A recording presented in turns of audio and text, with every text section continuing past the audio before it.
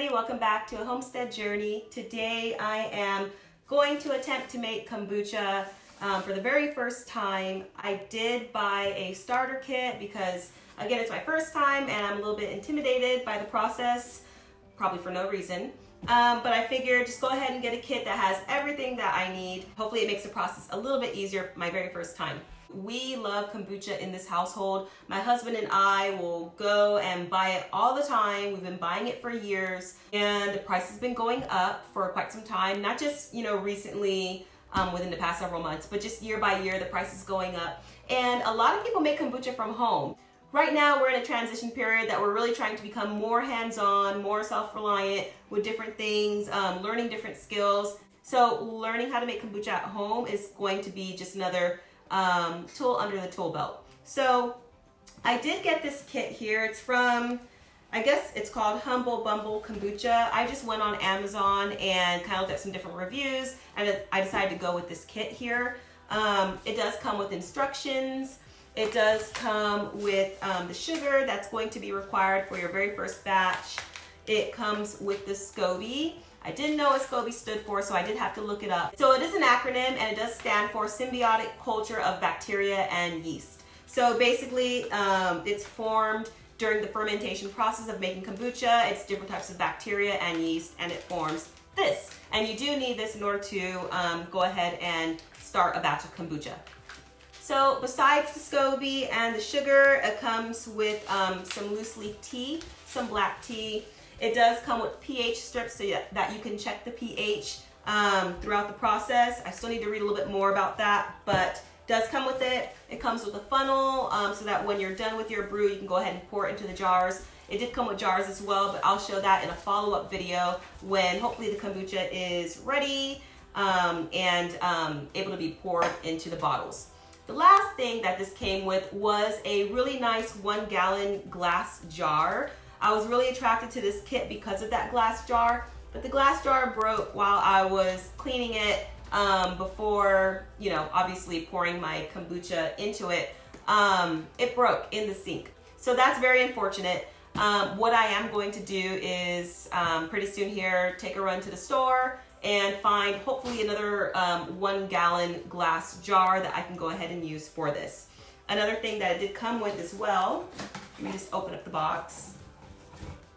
Actually two things. This little pouch, which is where we're going to put the tea after we boil the water, and then also this little cloth cover that's going to go over the glass jar.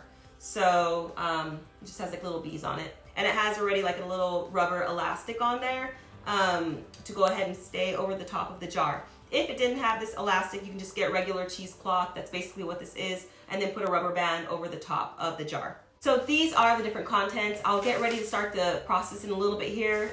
Again, I'm gonna run to the store, see if I can find another glass jar, and then we'll get going.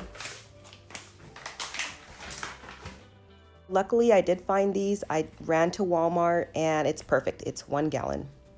Okay guys, so I am back in the kitchen and I did go ahead and already wash that glass jar that I bought. The only thing with it is that the opening of it is pretty wide. So that cloth that came with my starter kit is not going to fit this jar, but it's okay. I have cheesecloth that I'll be able to cut, kind of like I mentioned earlier, as an option of what you can do. And I'll find some string or a rubber band, something that's gonna go ahead and kind of fasten it to the top.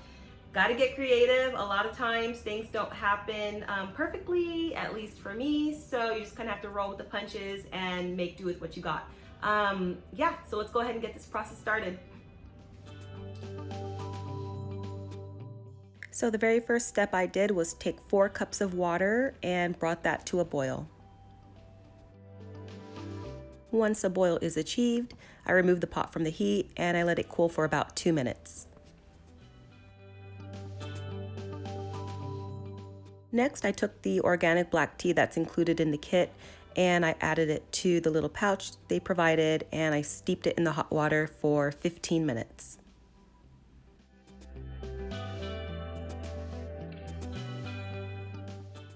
As I'm waiting for the water to steep, I am going ahead and collecting 9 cups of purified water from our water filter and I'm adding it to the 1 gallon jar that has already been cleaned.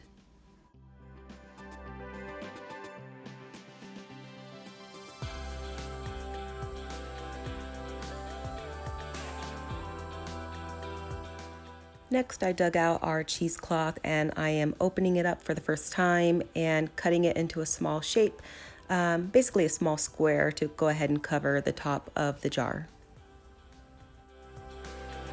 I also found a large rubber band, so I was very excited about that. After 15 minutes, I squeeze out any excess liquid from the tea bag and I put that aside. The next step is getting the sugar that was provided with the kit, and I am emptying it into the hot pot and stirring it around well to make sure that everything dissolves.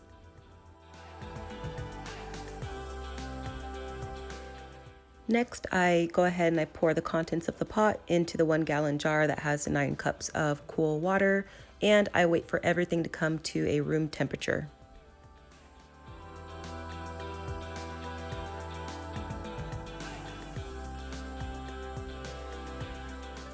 Once all of the liquid is at room temperature, it is then time to add the Scoby and the liquid starter from the pouch all into the gallon jar.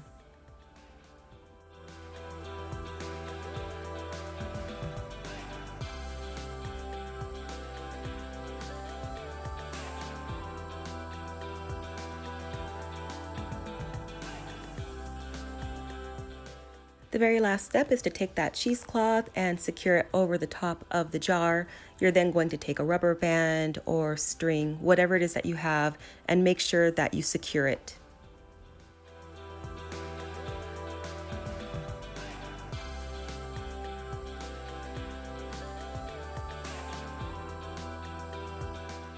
Once you're done, make sure you put your ferment away from direct sunlight. Okay guys, well that is a wrap. I hope that everything went the way it's supposed to. I think it did. I'm gonna go ahead and do a follow-up video, probably either somewhere between the 7 and 14 day range, which is when the kombucha should be ready. And hopefully it is good to go. It passes a taste test and I can go ahead and bottle it. So I'll definitely keep you guys posted. If you've ever made kombucha before and you're watching this and you see anything that I need to do differently, please let me know down in the comments below. Or if you are potentially going to make your first batch of kombucha after watching this, let me know. I'd love to hear from you as well. Thanks so much for watching, guys, and I'll see you in the next video. Bye.